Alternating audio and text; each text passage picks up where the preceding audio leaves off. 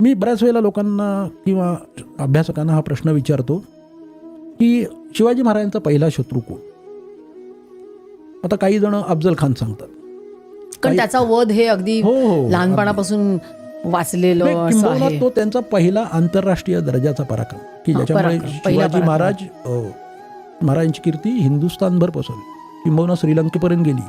कारण श्रीलंकेचे राजे सुद्धा अफजल खानाला घाबरत होते. चळा कापायची माणसं अफजल खानाला. असा माणूस या माणसाने ठोकला म्हणजे हा कोण आहे नवीन सांप्रत उदयाला आलेला. इतकी त्यांची ती कीर्ती सगळीकडे पसरली. पण ते 29व्या वर्षी आहे पराक्रम. अफजल खान वध 1659 त्यावेळेला ते 29 वर्षाचे. काही जण अभ्यासक बरोबर ते उत्तर देतात की तो फतेह खान चालून आला होता. त्यावेळेला शिवाजी महाराजांचं वय 17-18 वर्षाचं. पण मला जर तुम्ही विचाराल की शिवाजी महाराजांचा शत्रू कोण, तर मुळात शिवाजी या 3 अक्षरांचा अर्थच मुळी व्यवस्था असा आहे. मानव समूह म्हणून तुम्ही ज्यावेळेला राहत असता त्यावेळेला ते समूहाने राहण्यासाठी आपल्या कुटुंबात सुद्धा आपण बघतो की आपण एक कुटुंब म्हणून राहत असताना एक कुटुंब प्रमुख असतो. मग कुटुंबाच्या जबाबदाऱ्या, काही नैतिक नियम वगैरे हे सगळं असतं ना, ते पाळावंच लागतं कुटुंबातल्या प्रत्येक घटकाला. तेव्हा ते कुटुंब राहील, किंबहुना तेव्हा तो मानव समूह म्हणून एकत्र राहील.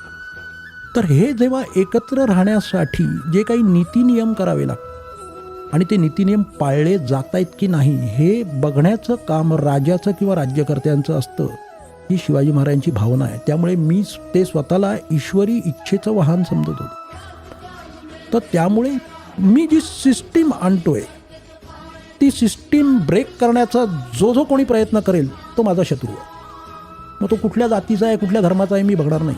त्यामुळे मी तुम्हाला सांगतो की शिवाजी महाराजांचा माझ्या अभ्यासकाच्या दृष्टीतून शिवाजी महाराजांचा पहिला शत्रू सांगितला तुम्हाला तर आश्चर्य वाटेल की तो महाराष्ट्रीयन माणूस आहे. बाबाजी भिकाजी गुजर पाटील, रांझ्याचा पाटील हा शिवाजी महाराजांचा पहिला शत्रू आहे. कारण त्यांनी बंड केलं नाही, बंड नाही केलं.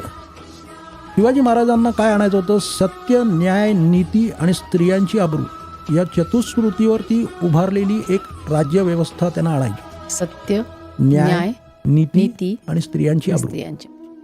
या 4 गोष्टींवरती आधारलेली एक राज्यव्यवस्था किंवा मानवाला सुखाने जगण्यासाठी लागणारी जी व्यवस्था आहे ती आणायची.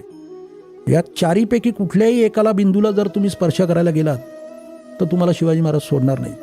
ते हे बघणार नाहीत की तुम्ही कुठल्या जातीचे आहेत, कुठल्या धर्माचे आहेत, काय आहेत.